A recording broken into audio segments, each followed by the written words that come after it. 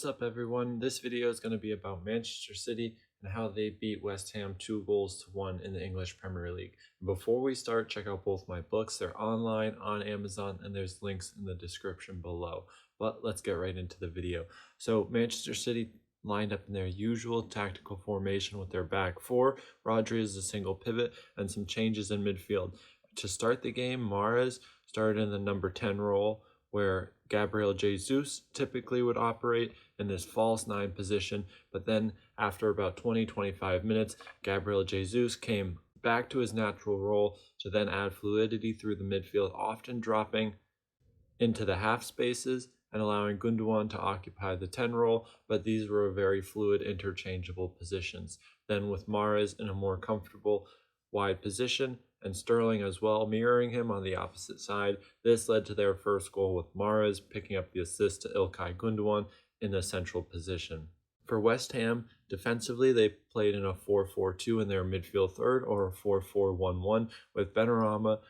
clearly playing deeper than Antonio, giving them better access to Rodri. And then when they had to defend in their low block, they would go through a slight transformation in their formation, and that would see Masuaku playing as the left wing back and playing in a 5-3-1-1 with Benrahma and Antonio still staggering their position, to then better account for Manchester City's ability to make these inverted runs from their midfield. If we step them higher up the field, the 5-3-1-1 helped give West Ham a little bit more control in wider areas, with their wide structure of Manchester City really flourishing when they get into these assist zones. So by going with a back five, it gave them a little bit more man orientation and more freedom to track these runners in behind, as well as cover in and around the goal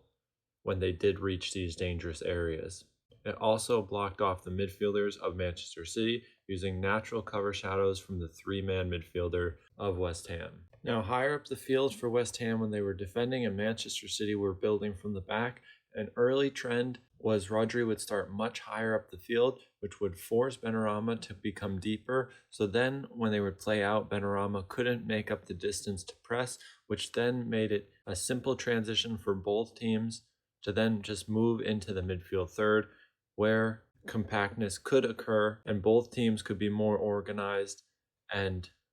have more control over the situation in the midfield third. So this came from a slight heightened position of Rodri, which allowed a greater distance between Diaz and Rodri and forced Benrahma to not be able to press each player and take away Rodri while having access to the ball, because the distance was too big and the connection was too great for Benrahma to cover by himself. When West Ham started to really go for the game in the second half, and Manchester City looked to build from their back as they usually do, they typically went with two forwards from West Ham, and now Declan Rice was usually the player that would jump, and now this would create either a 4-3-1-2, or it would create a staggered 4-4-2 from West Ham, with one of the midfielders jumping and then skipping a midfielder and having the opposite player jump. So it would create a staggered four-man midfield, giving them a higher level of spatial control and allowing them to have dual access to players, making up for the numerical advantage that Manchester City so easily generate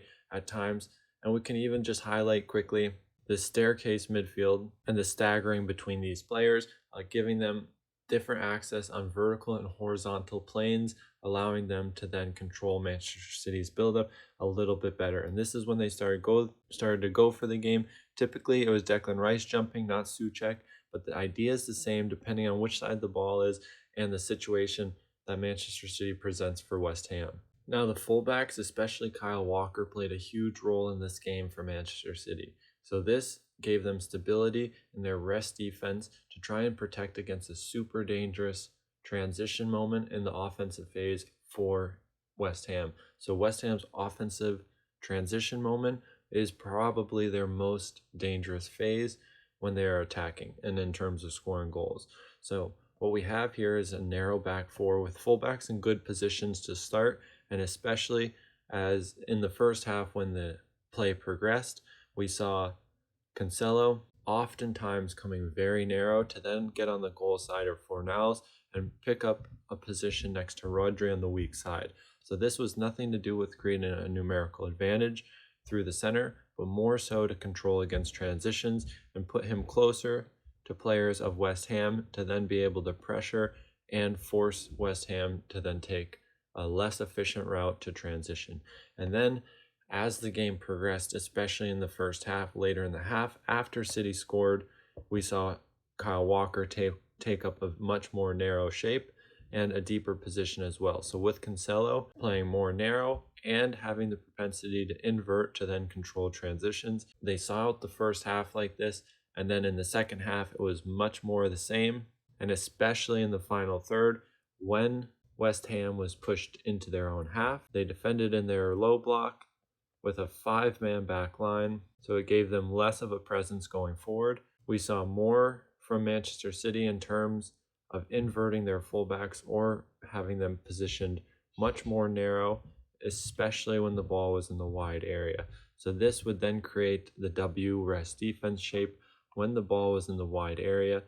and in the cutback or crossing positions, we would then see a much more narrow shape from Kyle Walker and Cancelo, with always the ability to go wide to support the ball, and then everybody would compensate so the connections between players would remain the same, although their positioning on the field would change. So whether it was on the left-hand side in possession or through the half space, the connections between these players were very narrow in the final third against a low block to then create a 2 versus 1 against Mikel Antonio, and then have Rodri, Kyle Walker, and Cancelo operating very close to Declan Rice, Benrahma, and Fornals, the players who are very dangerous at breaking forward and giving Manchester City good control as well as maintaining access into these dangerous positions where they get so many goals. And that's going to wrap up the analysis for today. I hope you guys enjoyed it, and I'll see you in the next one.